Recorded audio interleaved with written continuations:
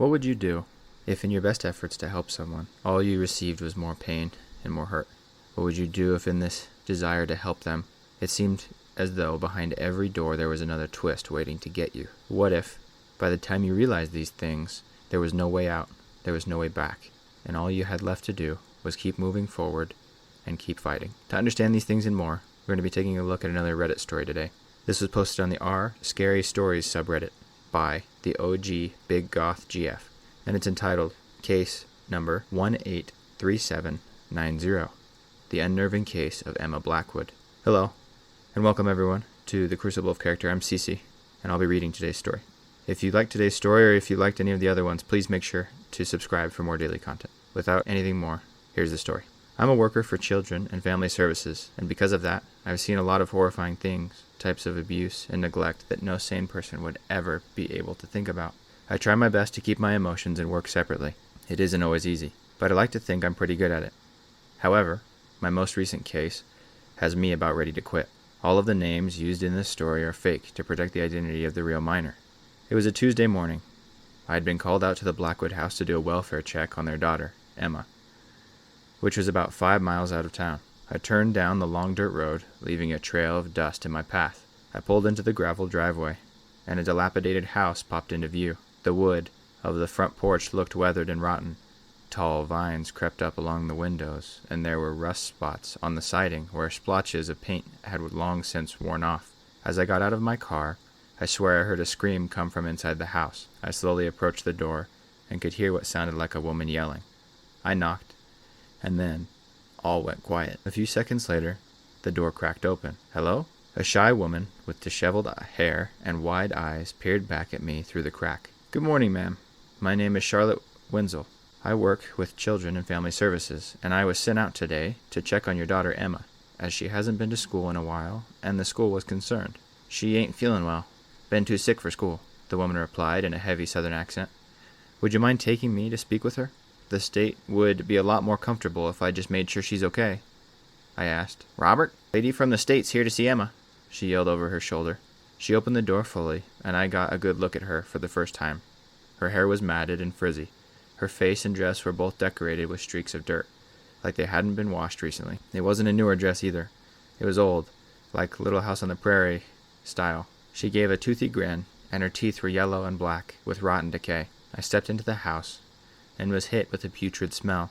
The interior of the house was almost worse than the outside. The floor was filthy, the wallpaper was yellowed and peeling, and the furniture was riddled with holes. Crosses were lined up along the wall of the staircase.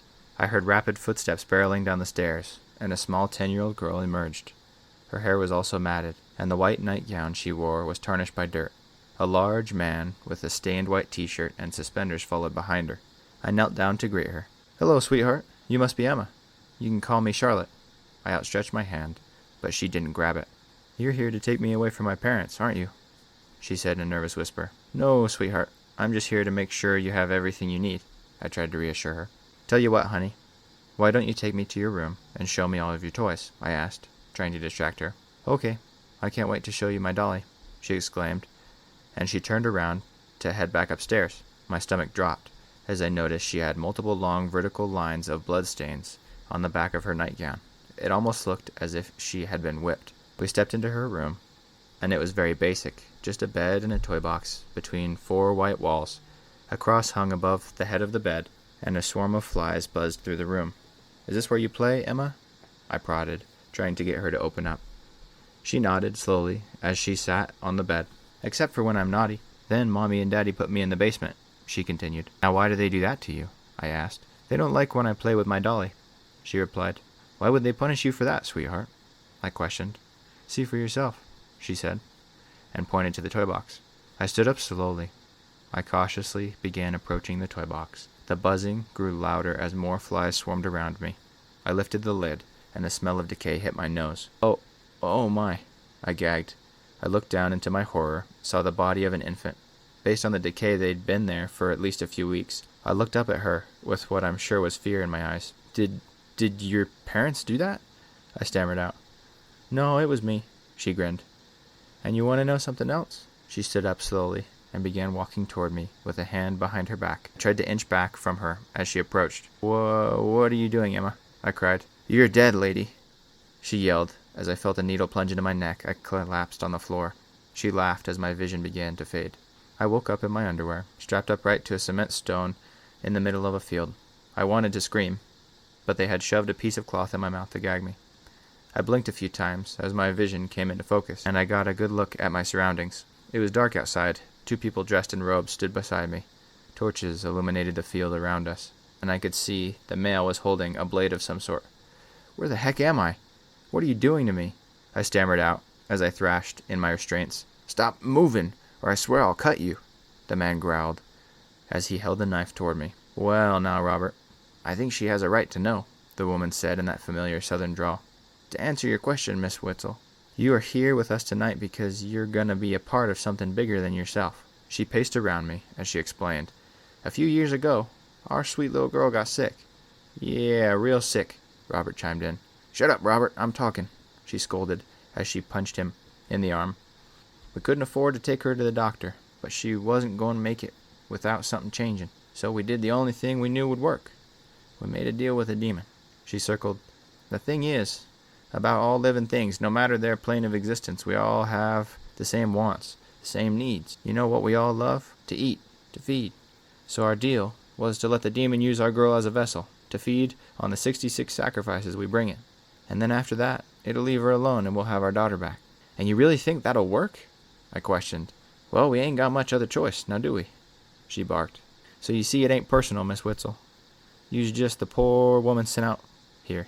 They both laughed, a sickening and deranged laugh. "All right, Robert, go get the bucket," she ordered. "Yes, ma'am," Robert replied as he smiled at me with his crooked teeth.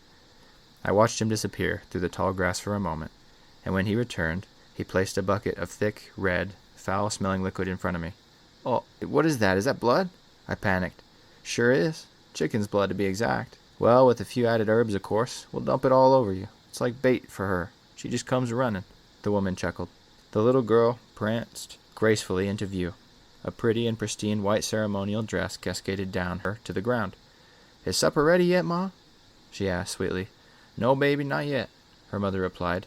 "If you're good for nothing, Daddy would hurry up and quit dragging his bum. Maybe we'd be done by now," she growled. "Robert, get on with the carvings already. I don't want to be here all night." "Dang it, I'm trying to, woman. You usually do this part, and I don't like blood. I don't know why you wanted to switch, 'cause I told you I'm tired of doing the carving. Gosh darn it, it's your turn. I'll read the spell. Now grow some nads and get on with it," she snapped.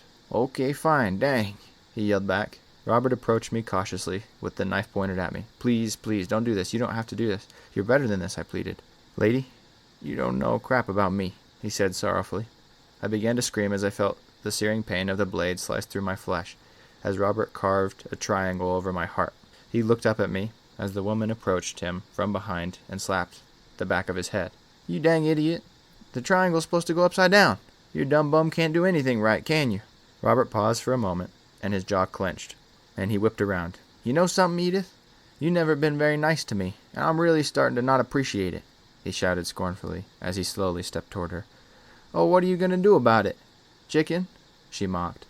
"Are you just going to come over here and—" I watched in disbelief as he pulled her toward him and plunged the knife into her heart.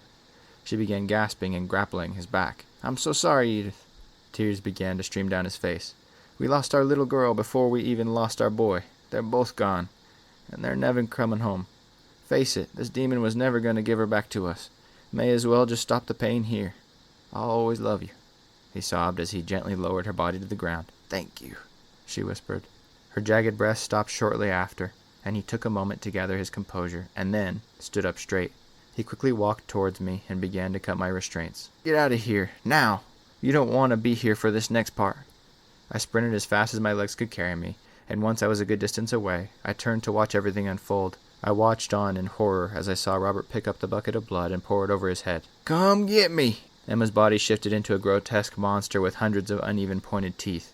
The flesh was gnarled and glistening. Its limbs were bony and elongated, with razor-sharp claws at the end of each finger. With a grating shriek, the beast charged at Robert and bit off his upper half. I looked away, and his detached lower half fell to its knees, blood covering everything nearby.